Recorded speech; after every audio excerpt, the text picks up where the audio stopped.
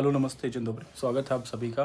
तो जैसे कि आप सभी को पता है कि अभी का जो समय है वो पोलैंड का अपॉइंटमेंट लेने के लिए इतनी जद्दोजहद है और लगभग एक तरह से जो है नामुमकिन सा लगने लगा लोगों को लगता ही नहीं कि अपॉइंटमेंट आएगा भी या नहीं आएगा, या कभी स्लॉट ओपन होते भी हैं एक्चुअल में या नहीं होते हैं।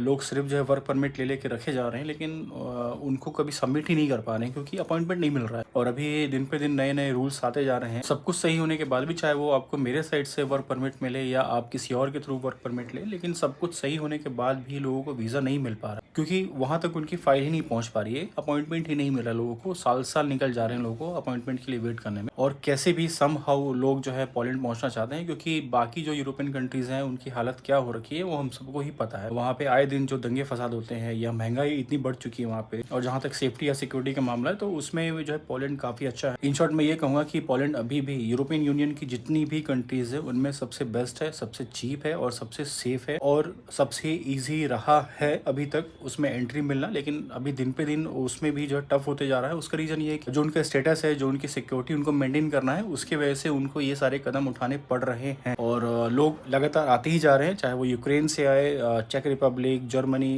या जर्मनी से तो कोई नहीं आएगा पोलैंड में।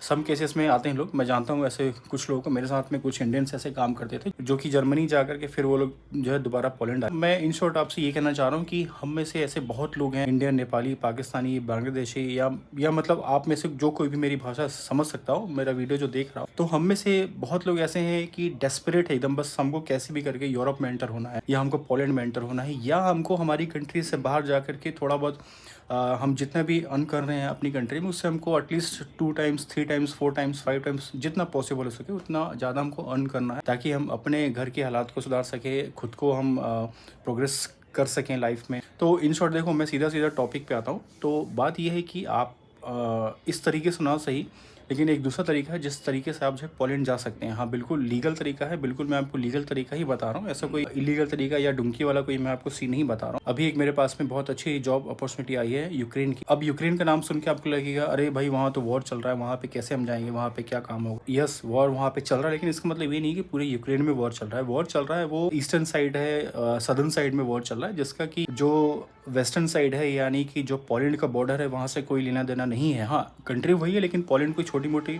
सॉरी, यूक्रेन कोई छोटी मोटी कंट्री तो है नहीं।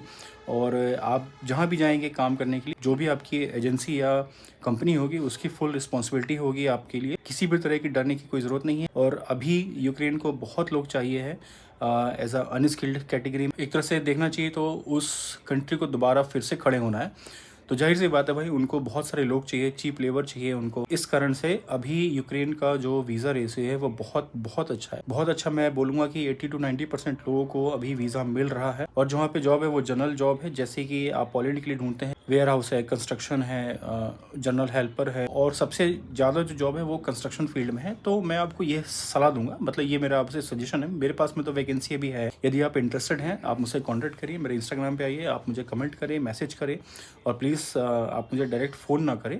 जो भी है आप अपनी सारी बातें लिखिए भाई, अपना नाम बताएं, आपको कितना एक्सपीरियंस है, आप किस फील्ड में इंटरेस्टेड है और आप कहाँ के लिए इंटरेस्टेड है, आप मुझे इस तरह से बताएं।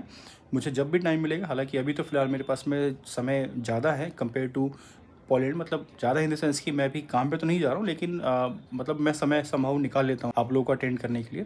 तो आप मुझे मैसेज करें और आप मुझसे पूछें डिटेल्स वगैरह, मैं आपको डिटेल शेयर करूँ। तो उसके बारे में मैं आपको थोड़ा बहुत यहाँ पे बता देता हूँ। फार्मिंग का जॉब है, कंस्ट्रक्शन के लिए जॉब है, और मीट प्रोसेसिंग का है, वेयर हाउस का है, ठीक है। और इस तरह से वहाँ पे काफ़ी जॉब है, चिकन फैक्ट्री में और पोर्क फैक्ट्री में, फ़िश फैक्ट्री में, कंस्ट्रक्शन में, कारपेंटर के लिए, ये सब वहाँ पे काफ़ी सारी जॉब हैं। और ये मैं आपको बताऊँ वेस्टर्न साइड में है, बिल्कुल सेफ़ है यहाँ पे। और ईयू के बॉर्डर के पास में सबसे बड़ा प्लस पॉइंट आपके पास में ये है कि ये पोलैंड के बॉर्डर के पास में है, तो सेफ़ तो ऑब्वियस सी बात है कि सेफ़ है ही। और आपके पास में एक बहुत ही अच्छा मौका होगा आने वाले, मतलब आप जब पहुँच जाएंगे उसके बाद अगले 6 महीने या साल भर के बाद में आप पोलैंड के लिए बहुत ईजी तरीके से अप्लाई कर पाएंगे, और आपको पोलैंड का वीज़ा लगने का चांसेस भी बहुत ज़्यादा होगा कंपेयर टू आपकी होम कंट्री से। और इवन अपॉइंटमेंट मिलने का भी चांसेस वहाँ से बहुत ज़्यादा होगा।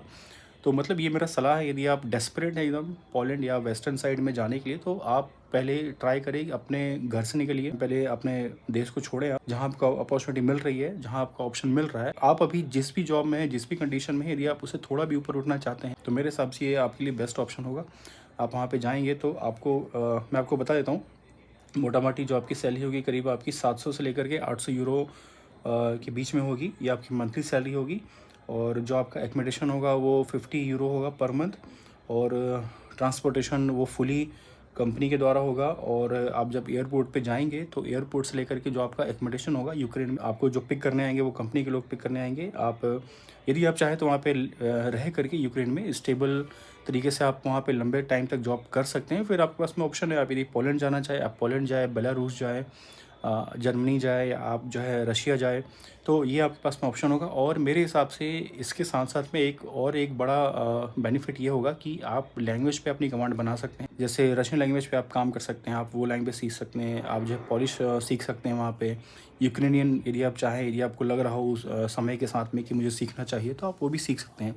मैं इसलिए बोल रहा हूँ आपको क्योंकि जो भी ईस्टर्न साइड है, ईस्टर्न साइड में रशियन आना बहुत इम्पॉर्टेंट है। मतलब ये मेरा पर्सनल एक्सपीरियंस है। ऐसा नहीं है कि आपको आना ही चाहिए, ऐसा नहीं है, लेकिन यदि आपको आएगा तो आपके उसके एक अलग ही बेनिफिट हैं। आपको एक अलग ही तरह का एडवांटेज मिलेगा और वो जब आप वहाँ पे होंगे तब आपको समझ में आएगा। तो अभी मैं आपको बताऊँ तो आपको लगेगा अरे ये क्या यहाँ वहाँ की बात कर रहे, लेकिन आप जब वहाँ पे होंगे तब आपको ये चीज़ फ़ील होगा कि नहीं, यदि मैं थोड़ा भी काम किया होता लैंग्वेज पे तो मेरा एक जो है प्लस पॉइंट होता। और दूसरी चीज़ ये है कि आपको वर्क कल्चर के बारे में पता होगा कि यूरोपियंस लोगों को क्या चाहिए। जो एम्प्लॉयर हैं, जो आपका सुपरवाइज़र है, मैनेजर है, उनको आपसे क्या चाहिए, उनकी आपसे क्या एक्सपेक्टेशन है। और उनको भी पता है कि यदि बंदे ने ऑलरेडी यूरोप में काम किया, आप भले यूरोप में, आप भले यूनियन में नहीं है लेकिन आप यूरोप में हैं, वर्क कल्चर आप समझ रहे हैं, वेदर समझ रहे हैं, आप डिसिप्लिन्ड है, आपको टाइम टेबल का अच्छे से पता है, तो प्रायोरिटी आपको ही मिलेगी क्योंकि आप ऑलरेडी हैं वहाँ। ये मेरे हिसाब से एक आपके लिए सबसे बेस्ट ऑप्शन होगा यदि आप इंटरेस्टेड हैं। काफ़ी कुछ मैं आपको बता चुका हूँ उसके बारे में, लेकिन और यदि आप डिटेल चाहते हैं तो आप मुझे डीएम करें, मैसेज करें, कमेंट करें। और आपको यदि वीडियो इन्फॉर्मेटिव लग रहा हो तो लाइक करें, शेयर करें, सब्सक्राइब करें। जिनको ज़रूरत है उनके साथ आप शेयर करें और अप्रिशिएट करें, कमेंट करें। तो चलिए फिर मिलेंगे अगली वीडियो में। नमस्ते, जय हिंद।